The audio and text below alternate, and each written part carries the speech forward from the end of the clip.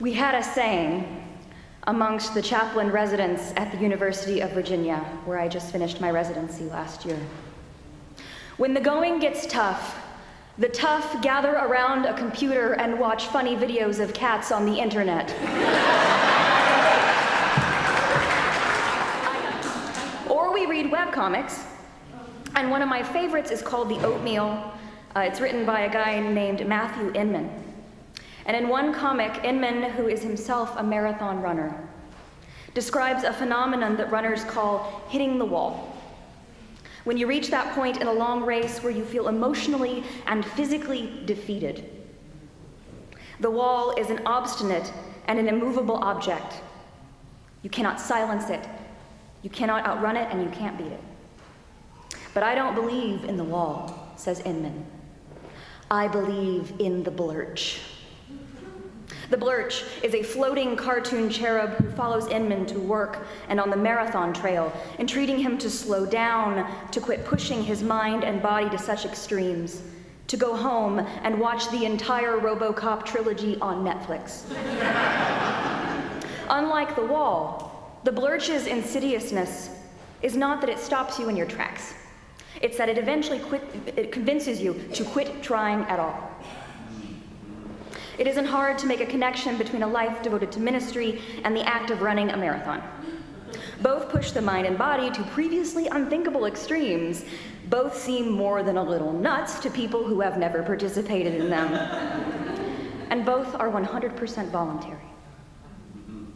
Imagine, you've just had the week from hell, and you are the human equivalent of a wrung-out sponge. When nothing that you do seems to be enough, and you are forever waiting for the next shoe to drop. You finally go to sleep, and then at 3 a.m. that phone rings.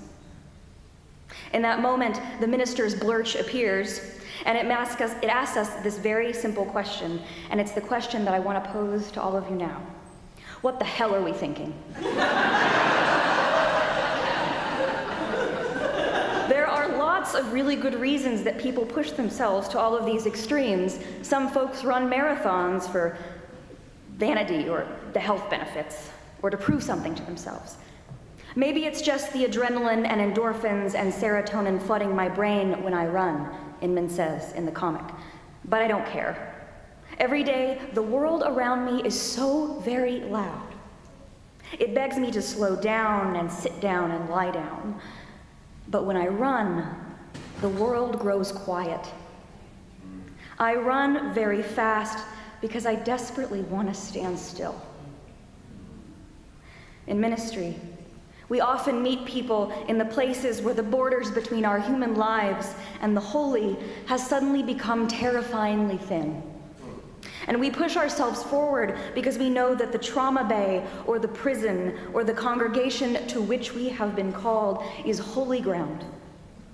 We push ourselves very hard because at the end of that pushing, in the midst of the anger and the tears and the bedside prayers and the good and the bad news, comes that one moment of silence between us when the divine speaks. When each of us chose this life, we said yes to that which we could not possibly plan. We agreed to live into the possibility that what we were comfortable with and what the world needed from us were two completely different things.